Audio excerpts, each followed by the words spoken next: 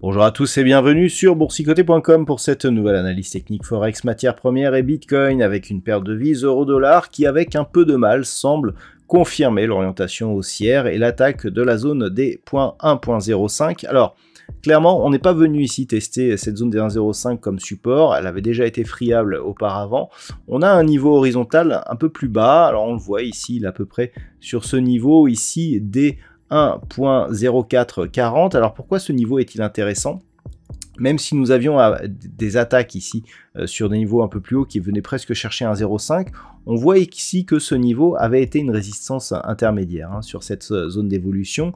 Idem ici, on avait attaqué ici et puis hop, finalement on avait cassé et du coup on avait aussi franchi la zone des 1,05. Ici, recontact, donc cette zone est devenue support, et ici, contact, cette zone est devenue support. Donc cette zone des 1,0440 semble vouloir nous confirmer l'orientation haussière de cette paire de devises. Globalement, il semblerait aussi que l'on s'affranchisse de la zone des 1.05, donc d'un point de vue moyen terme, on est vraiment ici dans une dynamique qui confirme cette impulsion ici qui n'a été que très peu consolidée.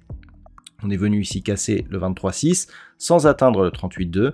On est tout de suite remonté ici et si on trace l'extension de Fibonacci de cette phase de consolidation, on a ici un objectif qui nous est donné donc de cassure qui nous amène directement sur cette zone ici des 1.0635.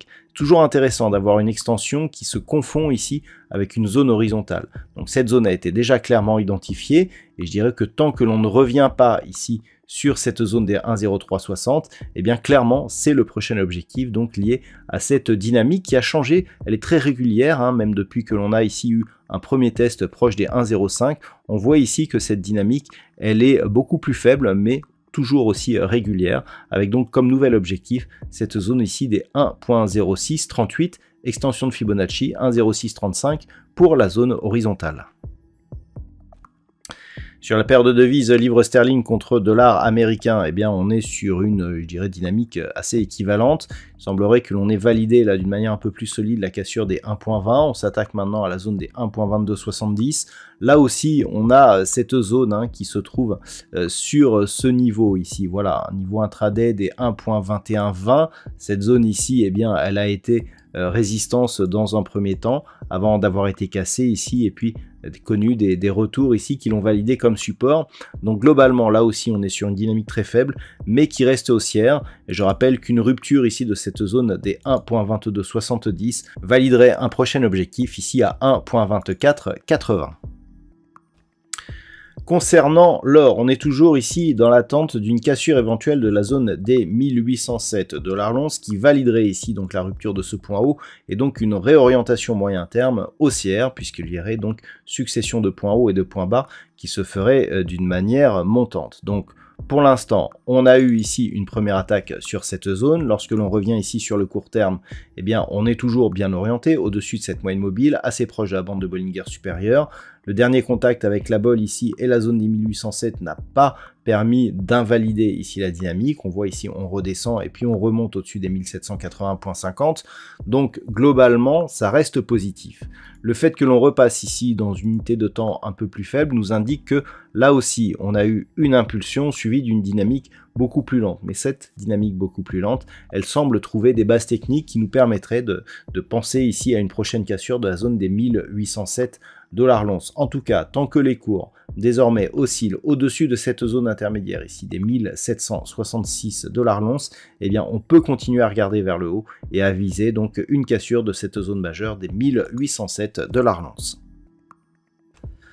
Sur le WTI, suite à la cassure des 75 $ le baril, je vous indiquais que tant que cette zone restait résistance, l'objectif était une poursuite en direction des 70,40. Alors cette zone des 75, elle avait été déjà validée hier en tant que résistance.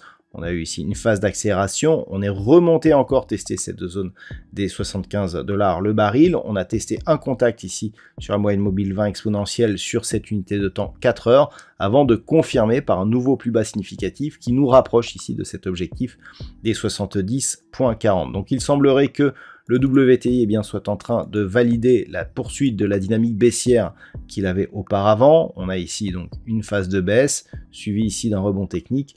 On casse la zone des 75, donc clairement on est ici sur une phase de continuité qui se confirme aussi sur un horizon de temps un peu plus moyen terme, puisque si on se place en daily, eh bien nous avons ici une phase de baisse qui a temporisé ici pendant quelques semaines avant de valider une poursuite par rupture ici de cette zone de support qui matérialisait le bas de la zone de range, donc un objectif qui est désormais tout proche sur le WTI. Et enfin au niveau du Bitcoin, eh bien nous sommes toujours dans cette phase de neutralisation, donc toujours sur les sous les 17 500, pardon, à proximité toujours de cette zone des 15 800 $ pour un Bitcoin, donc toujours dans une phase de neutralisation après une forte phase de baisse, un peu comme ce que nous avions eu auparavant ici lorsque les cours étaient descendus de la zone des 30 000 sur la zone des 20 000, on avait au final oscillé dans une certaine neutralisation. Là, on est descendu de 20 000 à 15 800. Eh bien, clairement, on continue ici à osciller dans une zone assez étroite. On n'est même pas revenu chercher ici cette zone de support intermédiaire qui se situe sur des niveaux proches des 18 000 $ pour un Bitcoin. On est resté ici au mieux dans une approche des 17 500, on était plus à 17 400. Donc globalement, ça reste fortement baissier sur cette crypto-monnaie, avec en cas de rupture ici de cette zone entre 15 500 et 15 800 $ pour un Bitcoin, eh bien un signal de poursuite sur des niveaux qui approchent 14 400 $ pour un Bitcoin. Voilà donc ce que l'on peut dire sur l'analyse technique de ces principaux actifs Forex, matières premières et crypto-monnaies.